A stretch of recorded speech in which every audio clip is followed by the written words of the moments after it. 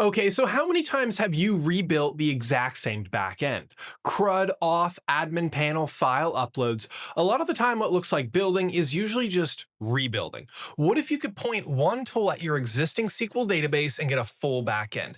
That's Directus, a real-time API and app dashboard for managing SQL database content. A lot of devs are starting to realize they've been doing this the hard way the whole time. Let me show you how all this works in just a few minutes.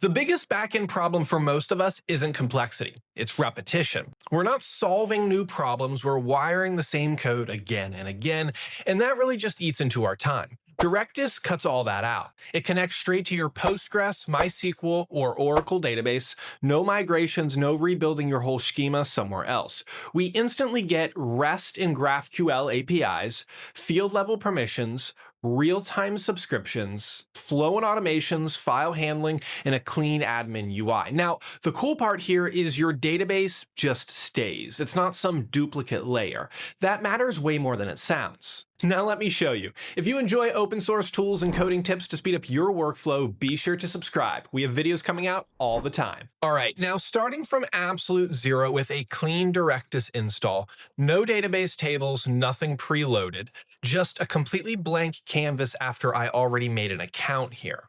And instead of connecting to something that already exists, I'm going to build a full order management app in just a minute or so. First, I create a collection, and I'll just name it orders, just like this. That's it.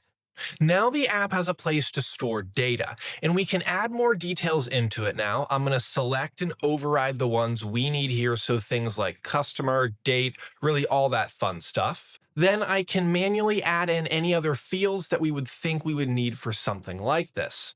So I could say customer name, email, product as a dropdown, where I can add a key and a value. I can do that for amount and status. Each field adds more detail about the data that we're going to store. And notice what's missing here. Well, it's SQL. There is no SQL. There's no migrations. There's no switching tabs to write a schema file. It just saves right here in Directus immediately.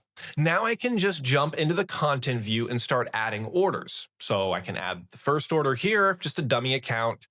I'll add another one, and then we can add a third one, right? We have 3 different orders right here in the system. Now I have some real data here that we could start to play with. But right now it's wide open, which means anyone could do anything. So let's fix that. How do we fix that? Well, with permissions. So I go to the public role. I'm going to find that collection we made orders. We can turn read on, and I'm going to make sure everything else here is turned off. So create, update, delete, those are all gone. Now it's more controlled and safer for what we want. Okay, here's where it starts to get really cool because we can do some automation and build out flows surrounding this. I'm going to go over here and I'm going to create a new flow. I'm just going to name it something really simple. What is this? So I'm going to notify on a new order, simple name, it has my purpose, and I will select everything from items in the collection we made called orders.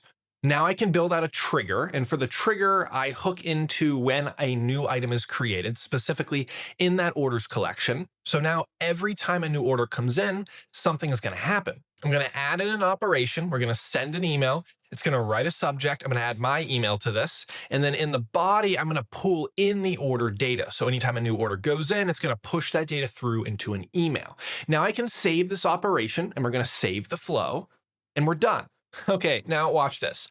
I'm going to go back, and in my starting Docker compose file, I added mail pit to test this out. This is just a super simple way to test out that email send function. When I make one more order, just like before, nothing fancy, but this time something is different. This now triggers the flow automatically and an email goes out with the details. There's no backend logic here. There's no wiring things together. This started as nothing, no tables, no backend, no real structure here. And in just a few minutes, it's a working app with data permissions and yes, automation, which was the cool part. And this is what makes Directus feel pretty cool. It's almost like a combination of visual database logic with something like N8N or Zapier built in, but that's not really who it competes with. So what is Directus Directus exactly? It's an open source data platform that sits on top of your SQL database. It doesn't sit beside it, it sits on top of it. That database first model is the whole point, right? So what does this really mean? Well, it means a few things for us. It means there's no lock-in, the full SQL is still there, and it works with legacy systems. That's why people use it for things like SaaS backends, internal tools, headless CMS setups, AI agents with controlled data. You're trying to modernize some old system without rewriting everything. Your database is the actual engine here. Directus just gives it a dashboard and controls. Now, at first glance, if you played with other tools like Strapi, Payload, Hasura, and Directus is going to look similar to this, but they actually solve different problems. Strapi and Payload are code first. You define the schemas in code, then rebuild your structure there. Yeah, that does work, but it's extra work. Directus changes a few things with some tweaks. Your schema already exists, so instead of recreating it, you just connect it. Different workflow entirely here. Hasura is great for fast GraphQL, but Directus goes even wider than just this. You're getting APIs, yes, we do get that, but we're also getting admin workspace, permissions, files, and automations. And here's the part most devs care about after trying it out. Permissions. I'm not talking about just rules here, right? We're talking about real control with no plugins. So if your problem is, I need backend, you've got options. If your problem is, I don't want to rebuild my backend again, this is different. Now, obviously no tool is perfect, but this is pretty neat. What did I think was super cool? Well, the permissions just work, that's awesome.